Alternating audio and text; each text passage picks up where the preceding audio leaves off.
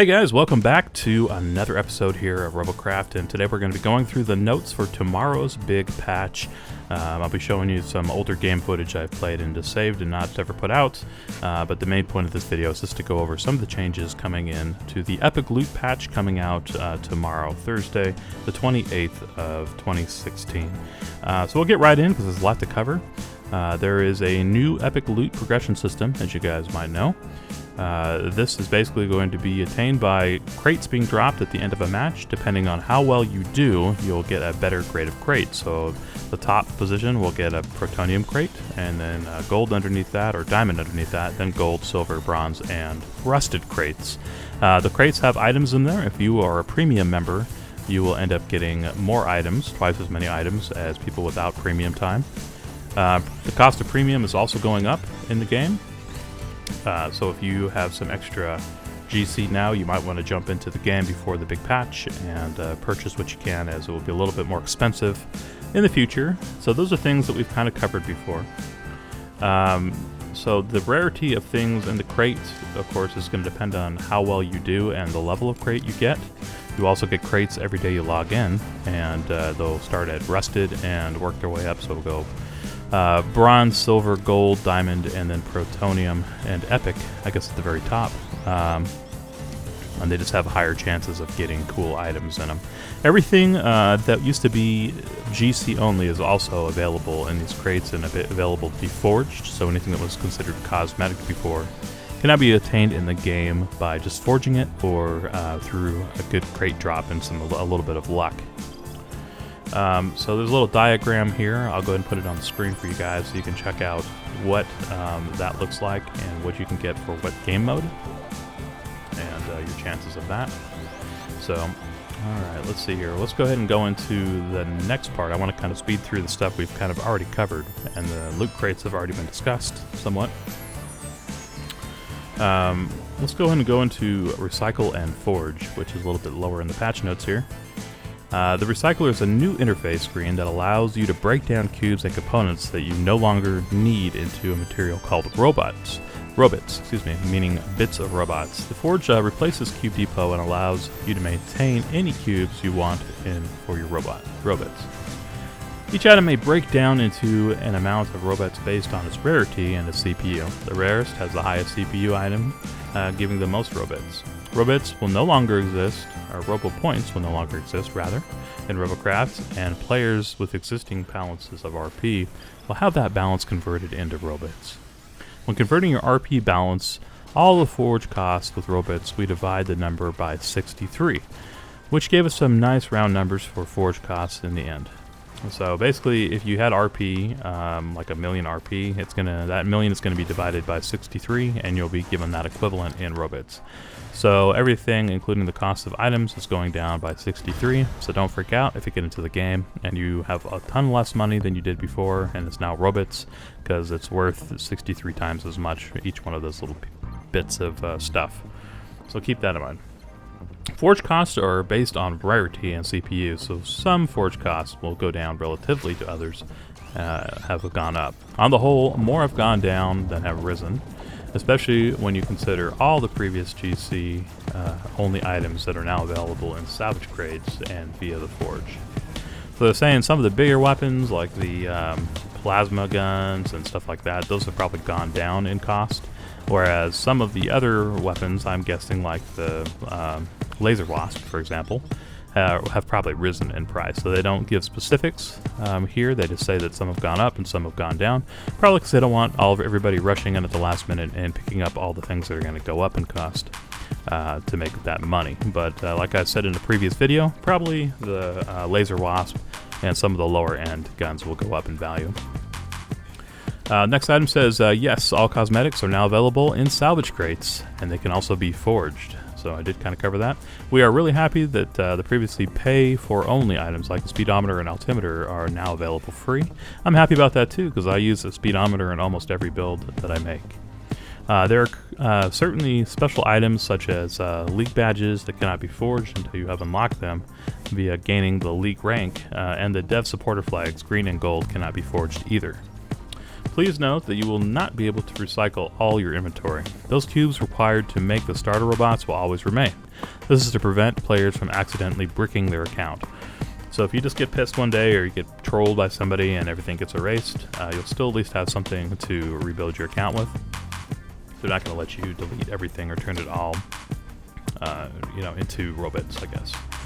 All weapons valuable for maximum freedom, so this is of course a different too. There won't be any tiered progression system. It's everything will be available as soon as you start the game. Even the most large cannon like the Ion Disruptor or Mega Plasma, those are all going to be available to everybody going forward. Let's go through some of these items here. It says all items are now available to players at all levels, with previous vertical progression system of the old tech tree being replaced with the freer, more contemporary gotta collect them all loot-based progression system. Robo ranking has been removed, and robots are now matched based on CPU and player skill alone, providing a fair and much more diverse experience for all players. All multi-version weapons have been rebalanced and reworked to be effective for all players at all levels. No component will ever be obsolete as you grow in inventory. So, all lasers, plasmas, rails, Teslas, and nanos provide drastically different playstyles depending on the size. It says here, for example, the laser wasp delivers a new 16 shot per second with a reduced accuracy, making it a great near to mid-distance prey and spray weapon. Whereas in contrast, the new 3 shot per second, 24,000 damage per shot Leviathan laser weapon is accurate mid to long range versatile weapon of choice for many players. For more details on that, you can look at some prior videos where we've kind of posted up the changes on the power. I did a video earlier about some of the changes in weapons, and so did the Awesome Soul, so you can check those out. The largest laser and plasmas have had their sounds and special effects beefed up to match their new high punching damage, so that should be interesting. Since movement parts, health, carry mass, and speeds are broadly based on CPU costs, they are also all viable regardless of level. So this did not require rebalancing, and this means no breaking of your finely balanced robots. So that's nice. Everything should still work right. There are many benefits that come from these changes. For example, new users will see many different kinds of robots in their early battles for additional early engagement rather than just the starter robots and weaponry. Existing endgame users will now be able to create new exciting builds using the previously redundant low-tier weapons in their new, crazy, and inventive ways. We have reduced the queen times in the lobby due to all players being able to matchmate together. Matchmaking between robots should be improved due to the reduced delta between all previously tiers of weapons. So they're saying there's just less of a difference between the low and the high level weapons now, so they're going to be able to kind of mix everybody together. Of course, we'll still have the difference of players with high skill and low skill, but everybody will be able to kind of be with everybody else in the game. Alright, so let's talk here about the Galaxy Cash changes. They have removed the virtual paid for currency known as Galaxy Cash from the game. We've simply felt that it was a unnecessary step to buying what you want, especially since many of the users already had Steam wallets anyway. Players will instead optionally purchase the in-game items directly using the current currency and payment methods from their own country or their Steam wallet.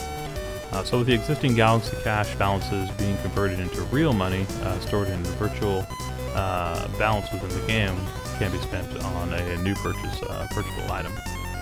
The conversion rate for Galaxy Cash to money will be based on the smallest bundle size, so those who have purchased bulk will actually get a bonus extra amount of money. FreeJam uses a third-party technology for accessing payments known as Xsola, I think that's how you say it. When you bring the shop up on the screen, it opens in a secured browser with the game and displays Xsola shop interface. Note, this has always been the case. A little note here, it says that it's going to take a couple of days for them to process all the payments back into that account from the GC, so just keep that in mind. And then it says, when complete, your balance will be shown in Xsola credit when you go pay for your items. This will notify everyone that the second the transaction process is complete via Robocraft game. Okay. Alright, let's get into the next part, which is the new shop. It says players can purchase batches of Plutonium crates and premium directly from the new shop. Steam users will pay via their Steam wallet, which will only payment option will be provided when you're paying via Steam. Users paying from their own launcher will make purchases in their country's currency with the payment methods that are automatically selected from the most appropriate for their country. Bundles of salvage crates come in 12x, 25x, 65x, 140x, and 300x, with 140 and 300 bundles also giving the dev supporter and gold developers Hollow Flag respectively. So that's kind of interesting. You can buy these crates now, and they'll have different levels of items in them with the chance to even get, the highest epic and protonium level weapons now in them. So interesting change. And then getting the developer flag too. That's also kind of an interesting addition. It says purchase salvage crates will always give a full 8 items, as if you had played Battle Arena with premium, regardless if you had premium or not, and will always be protonium crates. Okay, so you're always going to get protonium crates when you're buying the crates as well. Premium gives you double the item slots in all salvage crates, as well as unlocking paint colors, double XP gain for leveling your account, and an extra platoon slot. So we're still getting a lot of the same advantages by having premium, including the paint colors and all that, and RP gain. And then being able to get more items in every crate, which actually does increase your chances to get good stuff because you're getting twice as much stuff. And as long as they're not having your chances to get good stuff, well, you're going to get good stuff more of the time by having premium. Alright, the next item here says, as we move closer to beta now, we have an increased premium price, while still keeping it significantly lower in price than the vast majority of similar titles. Okay, here we go. Let's go to the next items here. It says Community Robot Factory. Some of the changes there. All robots can now be forged with robots instead of RP. Each robot in the CRF has 2 robot forge costs, one for the full cost of forging all the cubes in the robot, and one of forging only the cubes that you do not have in your inventory or spare inventory. So, essentially this means that some of the robots could be free if you have all the parts already in your inventory to build them. So that's kind of interesting. Crafters submitting robots to the CRF will receive an increased 25% earnings, up from 10% of all robots spent on their robots. So that's kind of nice. They've increased what they're giving to people who have submitted stuff to the CRF. The next item says, we have reduced the cost of submitting your robots to 0 robots. It's possible that we will increase this in the future. We'll monitor what happens in the CRF after this update to tweak and ensure that the CRF remains a lively place for community robots. The CRF is the Community Robot Factory, if you didn't know that, by the way. Please note, robots can no longer be purchased directly with Galaxy Cash. Well, especially since Galaxy Cash doesn't exist anymore. You can now sort robots by robots forge cost, including both the full forge cost and the reduced forge cost. The next item says, robot ranking bandings have been changed to CPU bandings. And I think what they mean by that is just that they've grouping people together by CPU now instead of robot ranking, so we'll say that when you get into a game. We have also added a new rarity filter based on the rarest cube on a robot. This will allow you to find robots with lower forge costs if you have a smaller inventory. So there is some kind of way of kind of grouping people together with divided experience. So if you have a bunch of the high-end Goliath plasmas on your robot, you're probably not going to end up against people that have the single SMG, which is a little easier to get.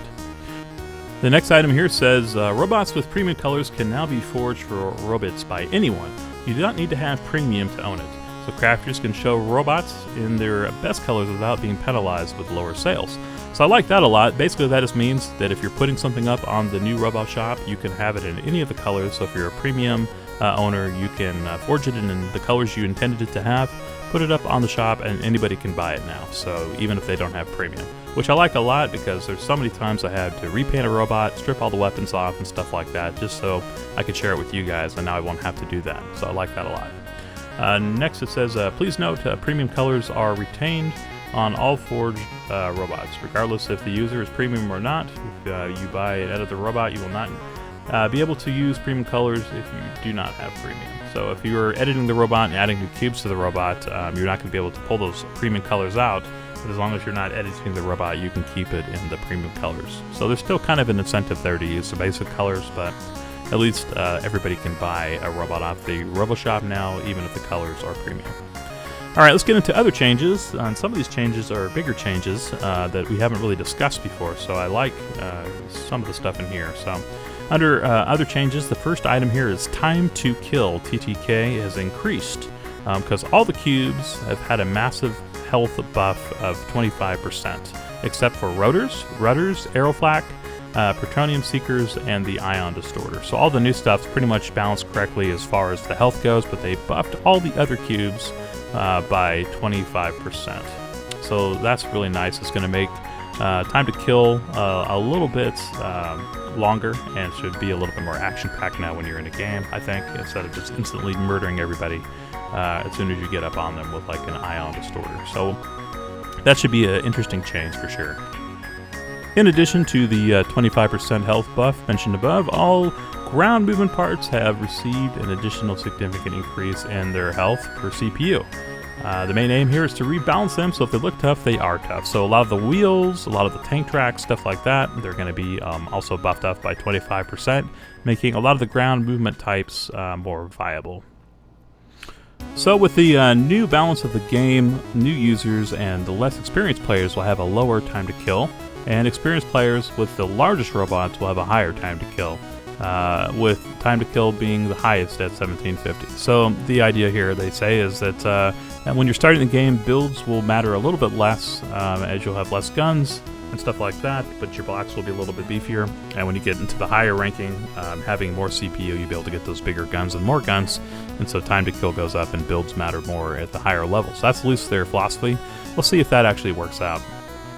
It says here, all electro shields have been upgraded to electro plates on your robot, and electro shields have been removed from the game since they are no longer needed with the new freedom that No Tears provides. You know, I think they got that note there wrong. I think it's electro shields that are the higher end, and electro plates are the ones that are the lower end. So I'm thinking what they meant is that they're going to be taking all the electro plates out and making them electro shields. It's just a naming convention, but they're going to be leaving in the better of the two, I'm sure, not the lower of the two, as electro plates are a little underpowered as they are anyway, unless they're going to get that 25% health buff and shield buff. They didn't say anything about that specifically, but that would kind of be my inclination. So I think that was a typo on their part. I think it's electro shields we're going to be keeping in the game, and electro plates are the ones that are going to be phased out. The next note here says, improve the collision of Tesla blades to help them make more reliable contact with enemies. So that's nice. Tesla blades should be improved a little bit. And the next item is fixed a bug which caused weapon hotkeys to change position if a gap is left between them. Example, 1 laser, 2 nothing, 3 this shield module. And so you will still have a space there if you intentionally meant a space to be there. Fix a bug which incorrectly displayed your overclock level in single player.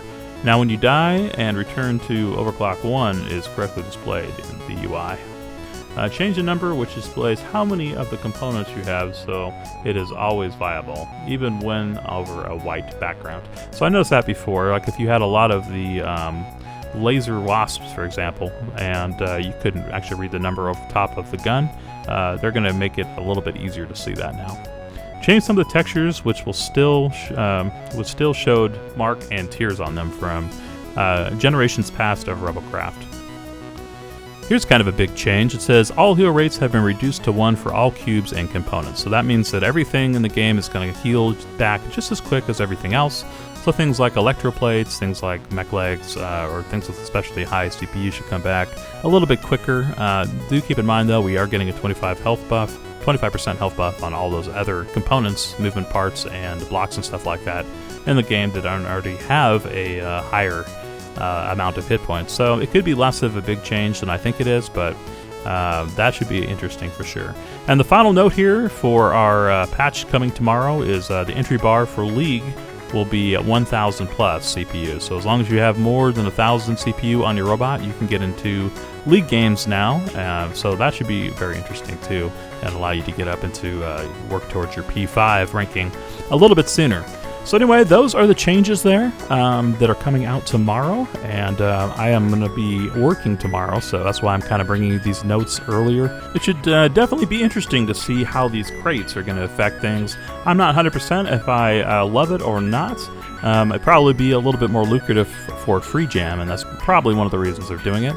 But with the buff of the movement types and cubes in general too, and then all the weapons now that are going to be viable, it should definitely be an interesting change, and there'll be a lot more builds that will be viable now, and a lot more interesting new designs. In fact, I already have a couple in mind for myself that I'll be putting together in the near future.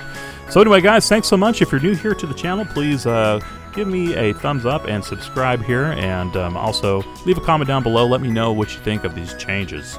I am kind of looking forward to seeing how it changes Robocraft, and I hope it's well received, as I do love this game, and hope that it remains in good standing with the community. So anyway, guys, I will see you real soon here for some more Robocraft videos and other videos here on the channel. Later!